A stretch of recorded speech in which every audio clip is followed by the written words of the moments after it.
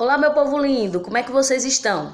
Vejam só, na aula de hoje nós veremos a continuação sobre a introdução à literatura, ok? Então hoje veremos introdução à literatura parte 2, que serão as escolas literárias brasileiras, tá bom?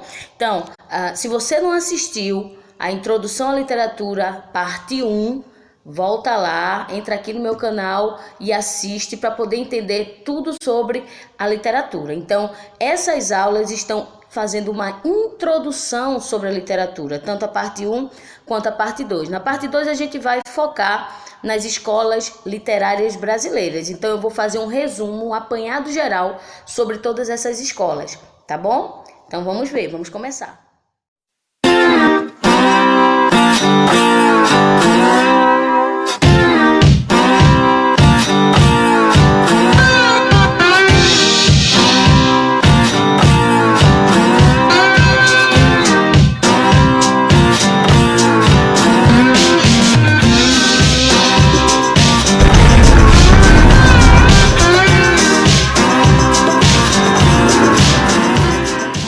Olá, meus amores e minhas amoras. Como eu falei anteriormente, hoje nós vamos ver a parte 2 da aula sobre introdução à literatura, ok? Como eu falei no último vídeo, dessa vez nós vamos fazer a parte 2, que são as escolas literárias.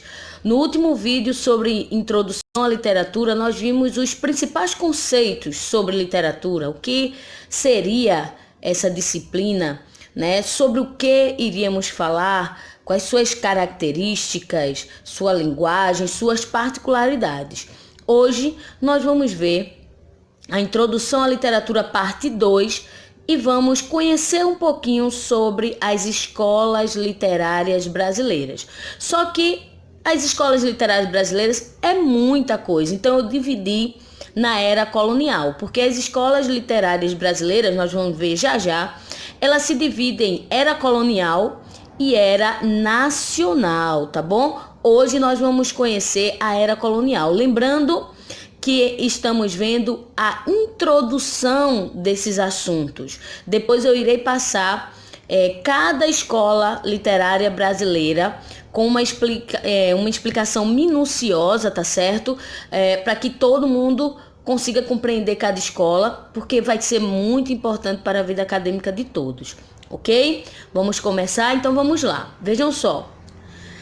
Mas antes da gente começar a falar sobre escolas literárias brasileiras, precisamos entender o que são as escolas literárias.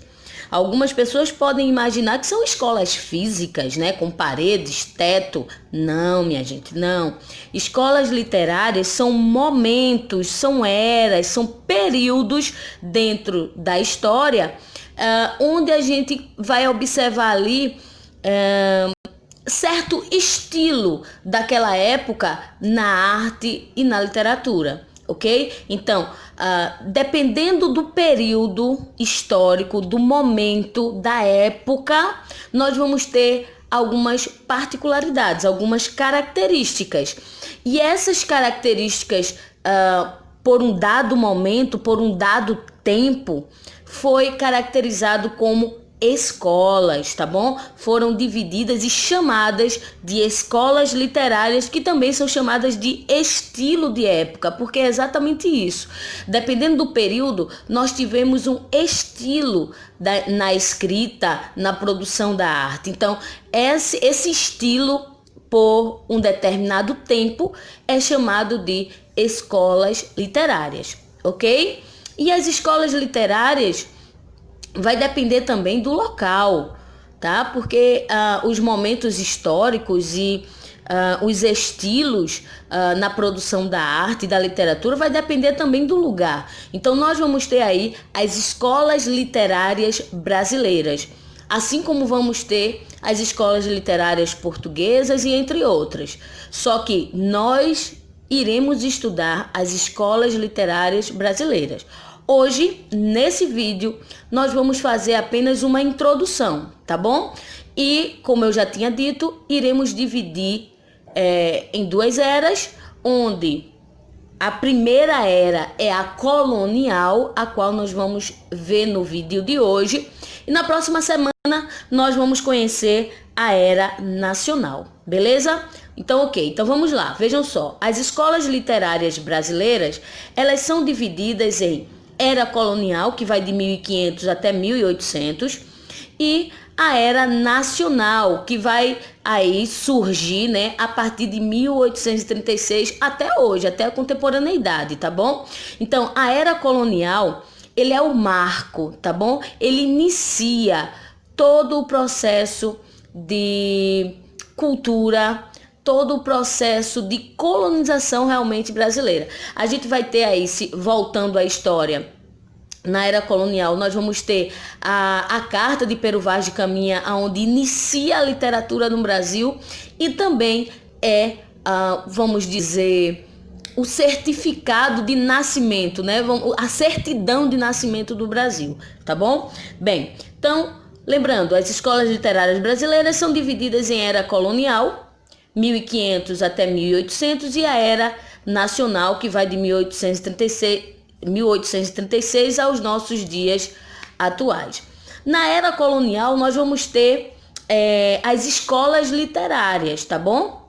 Na era colonial, teremos as escolas literárias. O que são as escolas literárias que eu acabei de dizer? São estilos de época, são os estilos os quais foram empregados em um determinado momento, tá bom? Então, nós vamos ter aí autores e obras que revelavam características comuns derivados de fatores históricos, sociais, psicológicos, estéticos. Então, vamos ter autores e obras que têm uma característica específica daquele momento, tá bom? Naquele período ali.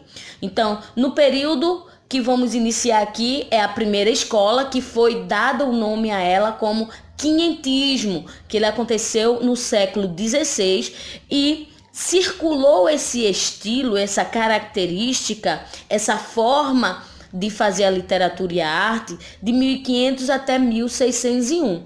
Lembrando, quando nós damos uma data de finalização, né, de finalidade de um período, de um estilo de época, de uma escola literária, não significa que realmente acabou naquele ano, tá? Porque, na verdade, esses estilos, eles vão deixando de ser usados aos poucos, até chegar ao seu, ao seu fim realmente, né? Bem, então o primeiro aí, a primeira escola literária no Brasil foi o quinhentismo. A segunda nós chamamos de barroco ou seiscentismo. A terceira, arcadismo, ou chamado também de setecentismo. Na era nacional, nós vamos ter o romantismo, que acontece aí a partir de 1836, tá? Com a chegada da família real ao Brasil. A família real veio para o Brasil, ficou no Rio de Janeiro, e a partir do momento que ele se instalou, coincidiu aí com o nascimento também do romantismo, tá? Nós vamos ter ainda o realismo, naturalismo, parnasianismo, simbolismo, pré-modernismo, modernismo e o pós-modernismo, que vai até a contemporaneidade, até hoje, tá? Até o momento.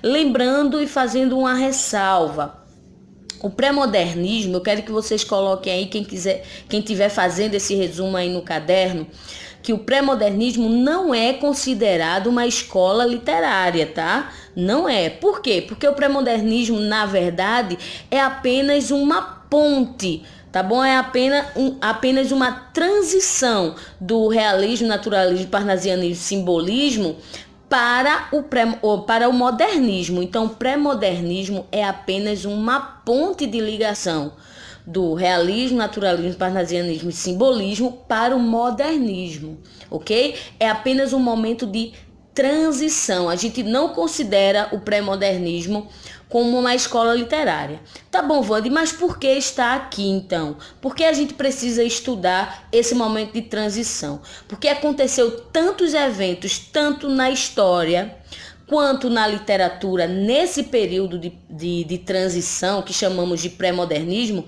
que temos que estudá-lo, que precisamos conhecê-lo, até mesmo para entender o modernismo. Ok, meus amores? Então vejam só, relembrando, escolas literárias, ou chamadas também de estilo de época, são eras, são momentos, né, que a literatura, a arte, ela aconteceu.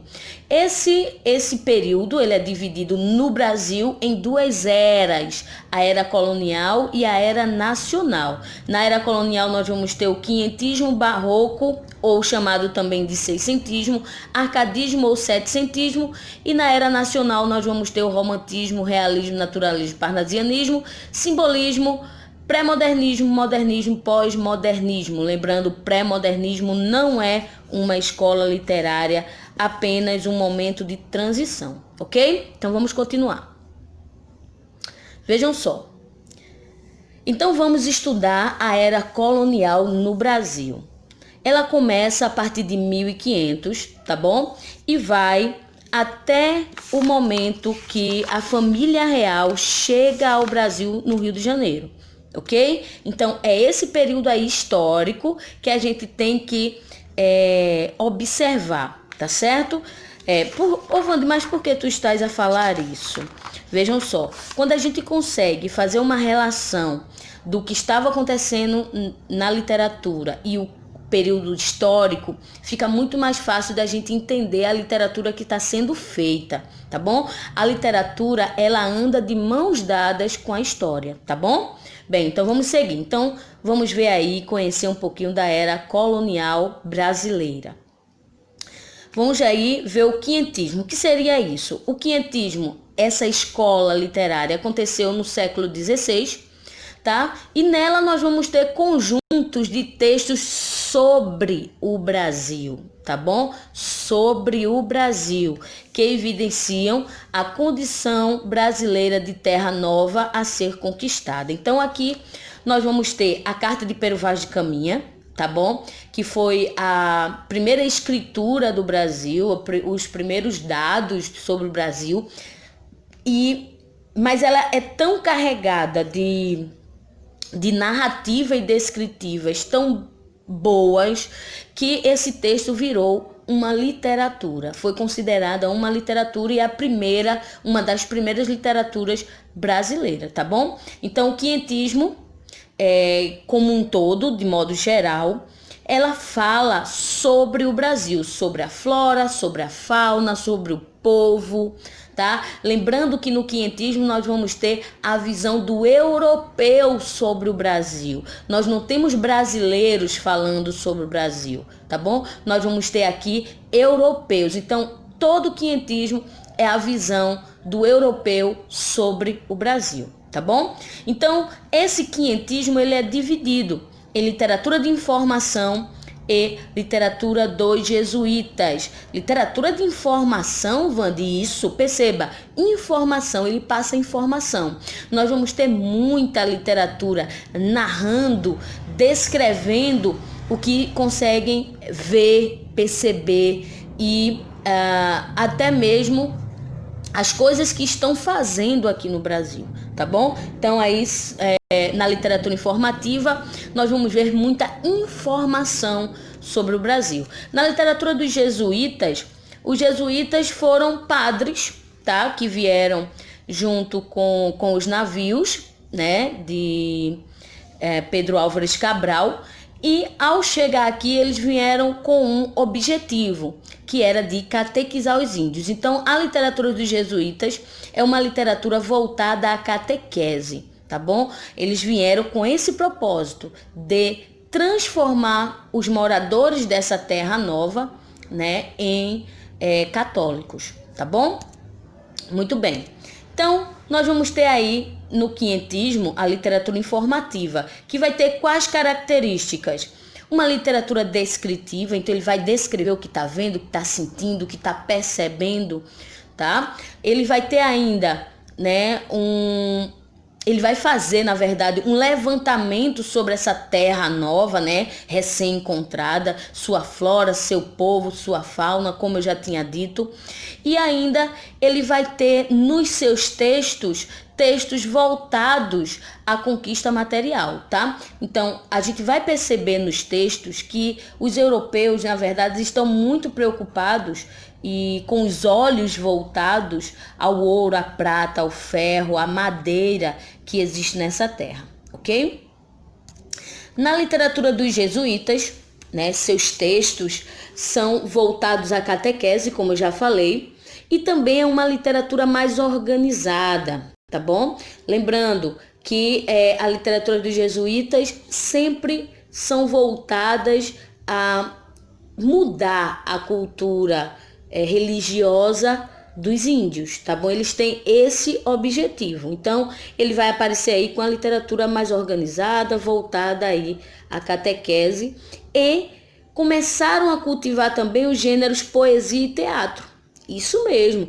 Através do teatro, os padres conseguiram se aproximar dos índios e começaram a misturar a cultura indígena com a história, né, a cultura católica, para daí conseguir se aproximar e transformar um pouquinho os índios, né, a religião indígena, tá bom? Bem, mas continuando. Aí nós chegamos aqui nos principais autores. Lembrando que tem alguns outros, tá bom? Só que eu coloquei aqui os principais, porque quando nós formos realmente estudar o quinhentismo a fundo, aí sim a gente vai conhecer a história, né, dos autores, um pouco da sua obra. Nós vamos fazer análise também das obras ou de algumas, né, para justamente vocês entenderem melhor. Como esse vídeo é um vídeo de introdução, né, um vídeo introdutório, eu quero apenas que vocês conheçam de modo geral o que seria tudo isso, tá bom? Então, os principais autores quinhentistas, nós vamos ter aí Pero Vaz de Caminha. Oi, Vande, Pero Vaz de Caminha? Não, calma, Pero Vaz não tá doente. É o nome dele mesmo, Pero Vaz de Caminha, tá bom? É isso mesmo. Vejam só, com ele nós vamos ter um padre também que foi muito importante nesse período, que é Padre José de Anchieta. Quando formos estudar o quinhentismo a fundo, vocês vão ver porque ele foi tão importante, tá? Bem, continuando. Nós temos o barroco também, que é chamado de seiscentismo. O barroco, minha gente, é o oposto, tá? Aqui do quinhentismo. No quinhentismo eles estão voltados aí o olhar, né, para os materiais, para a cultura religiosa. Chegou no barroco, começou o exagero, tá? Então, o barroco, a sua maior característica é o exagero em tudo. Se iriam construir uma casa, exageravam nos detalhes, na construção. Se iam construir uma igreja, as igrejas tinham muitos detalhes, inclusive muitos detalhes e pinturas em ouro, tá bom? Então, aqui o exagero é sua marca maior. Então, foi um período que se estende de 1601, com a publicação do poema Prosopopeia de Bento Teixeira, e vai até 1768, com a fundação da Arcádia Ultramarina em Vila Rica, Minas Gerais, ok? Vejam só, no barroco nós vamos ter dois modos de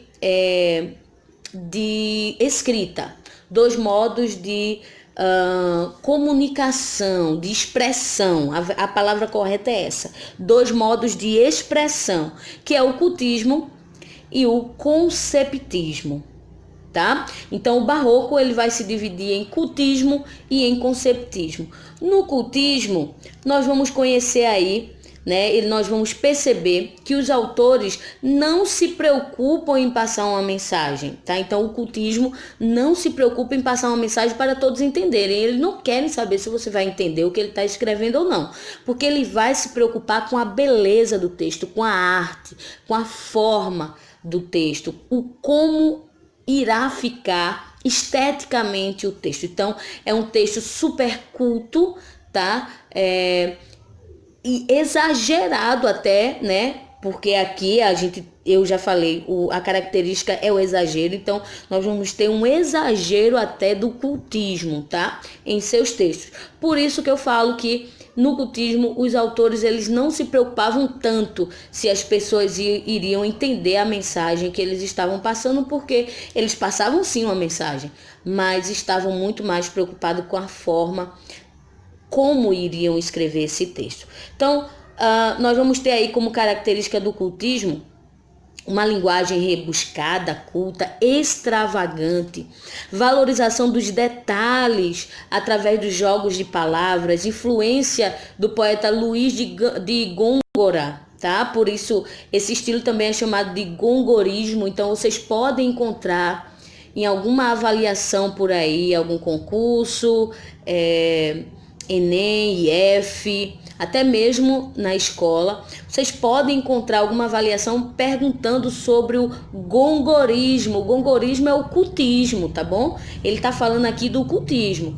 E nós vamos ter o autor aí, um dos autores mais conhecidos, que é Gregório de Matos, para vocês verem, um cara polêmico, tanto que o apelido dele é Boca do Inferno, para vocês verem. Ele falava de tudo e de todos, era um cara super crítico, o qual a gente vai conhecer ele direitinho quando falarmos de quando a gente estudar barroco, mas eu vou dizendo logo a vocês, maravilhoso esse cara. O cara critica tudo, ele critica pobre, ele critica rico, ele critica a igreja, ele critica os padres, ele critica aquele que não acredita em religião, ele critica tudo e todos, tá? Esse cara aqui, por isso que foi chamado de Boca do Inferno, tá bom?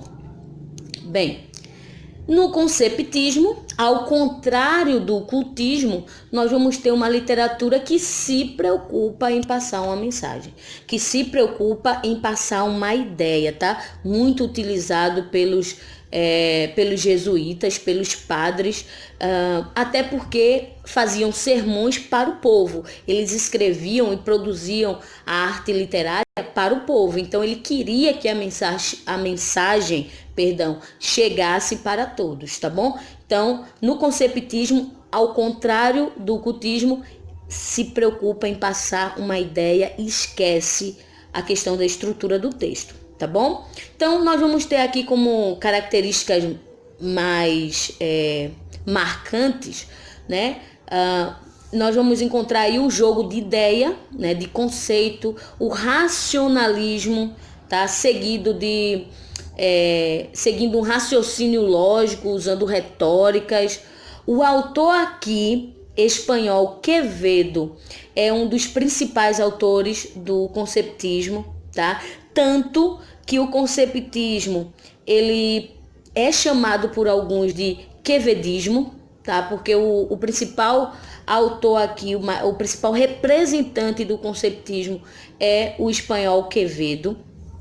E nós vamos ter destaque aqui, né, também para o padre Antônio Vieira, tá? Que assim como os padres jesuítas também eram conceptistas. Mas aí nós vamos dar um destaque a mais ao padre Antônio Vieira, ok? Bem, chegando aqui nos principais autores, lembrando, trouxe apenas alguns, tá bom? Vamos ter alguns mais. Então vamos lá. Aqui eu trouxe 4 principais: Bento Teixeira, Gregório de Matos, Padre Antônio Vieira e Aleijadinho, que era quem fazia as esculturas da época.